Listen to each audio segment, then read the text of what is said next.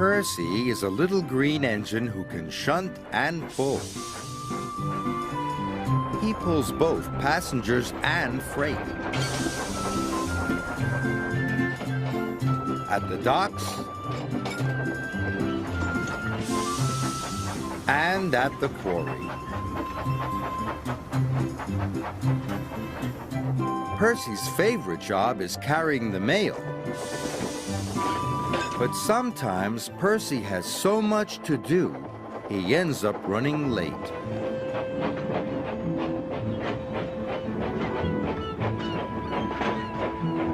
One evening, Percy arrived late at Brendam Docks.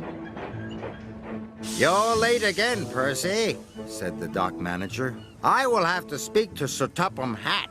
Percy was upset. Percy returned to Tidmouth Sheds. The other engines were already asleep. Then Percy heard voices on the other side of the sheds. It was Sir Topham Hatt, and he was talking to Percy's driver.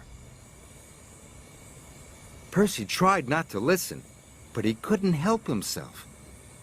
Percy has been late too often this week, said Sir Topham Hatt. He must go to the scrapyards tomorrow. Sir Topham Hatt wants to scrap me, gasped Percy. Percy worried all night long. The next morning, the sun shone and the birds sang, but Percy was too upset to notice. Sir Topham Hatt wants to scrap me, he cried, and all because I was late.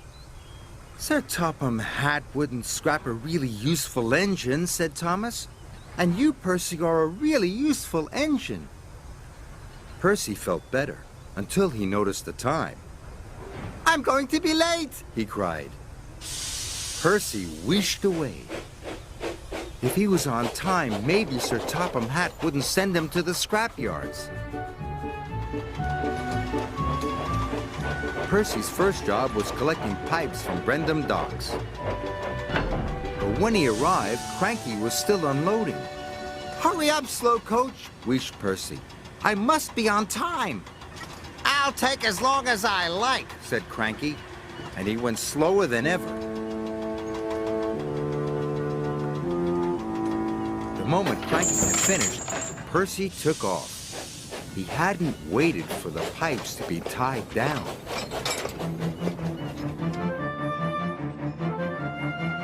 Percy rounded the bend. The pipe slipped and fell all over the track, but Percy puffed on.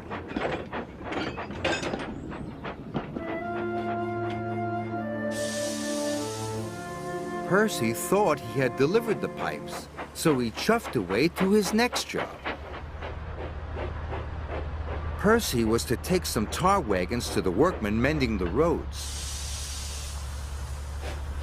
Be careful, said his driver. Tar is sticky stuff. But Percy wasn't being careful. He was going too fast.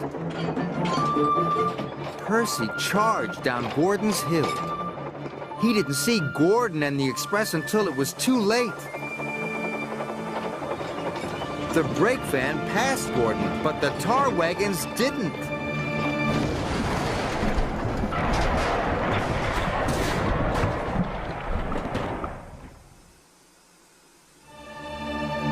Luckily, no one was hurt, but Gordon was very cross.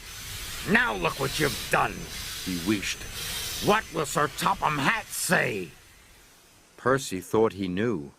Oh no, he cried. I'm sure to be scrapped now. And so, Percy decided to run away.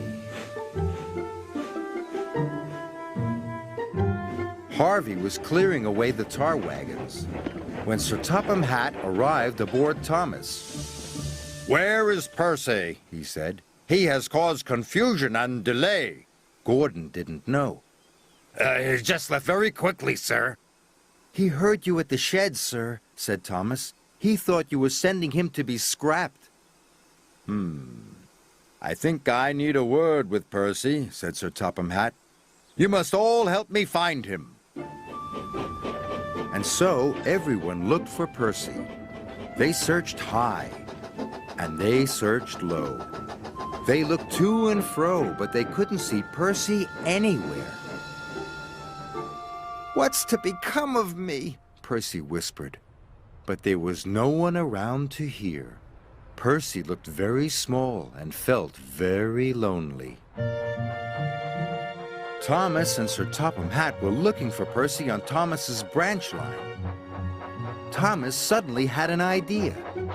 I think I know where Percy is, sir. And he puffed back to Tidmouth Sheds as fast as he could.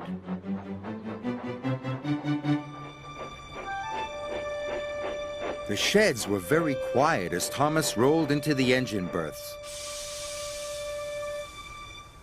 Percy, called Sir Topham Hatt. Are you there? "Please don't scrap me, sir," he said. "I didn't mean to be late or cause trouble." Scrap you? Boomed Sir Topham Hatt. Why, the very thought of it. And Sir Topham Hatt told Percy what he had really said. I told your driver you had been working too hard, and that was why you were late. I had decided that after taking some scrap to the smelters, you were to carry the mail all week. Percy was as happy as he had ever been. Do you really mean it, sir? Puffed Percy proudly. The mail for a whole week. Thank you, sir. Percy couldn't stop himself tooting for joy. Thomas tooted too. It was good to have his friend back. So Percy carried the mail all week. He wasn't late and he didn't make a mistake, not one. And Percy decided never to listen to silly stories ever again, especially not ones made up by himself.